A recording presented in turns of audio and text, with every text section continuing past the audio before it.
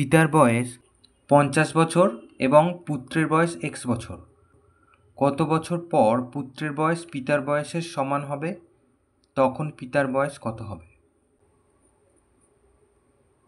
এখানে বলেছে কত বছর পর পিতার বয়সের সমান পুত্রের বয়স হবে। তাহলে আমাদের পিতার বয়স আর পুত্রের বয়সের ডিফারেন্সটা জিজ্ঞাসা করেছে, তাহলে বিয়োগ করলেই আমরা উত্তর পাবো।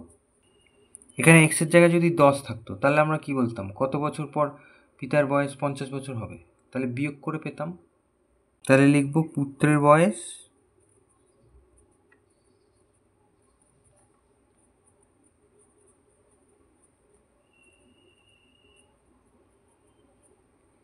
পিতার বয়সের সমান হবে। তাহলে 50 মাইনাস x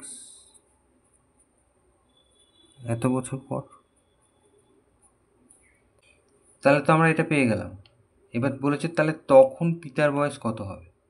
তাহলে এটা আমরা 10 দিয়ে হিসেব করে দেখি। তাহলে 40 বছর পরে তাহলে পুত্রের বয়স পিতার বয়সের সমান হবে।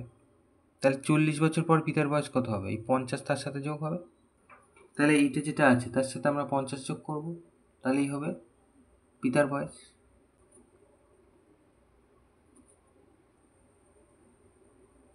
এখানে আমরা লিখে দিই, এই লাইনটা লিখে দিই,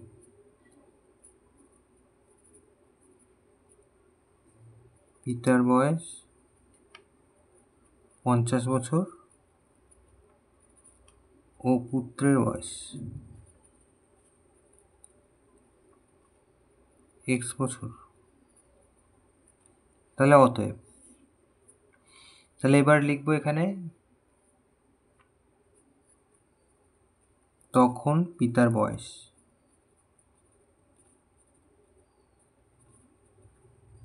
তাহলে 50-এর সাথে যোগ হবে এইটা, 50 মাইনাস x। তাহলে এই টোটাল বছর।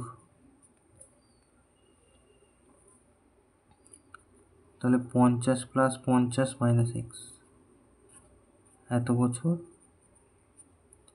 তার মানে 100 মাইনাস x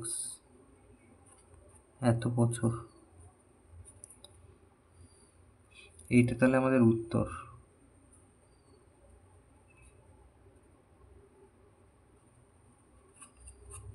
আর এই একটা উত্তর, এই যে এইটা একটা উত্তর।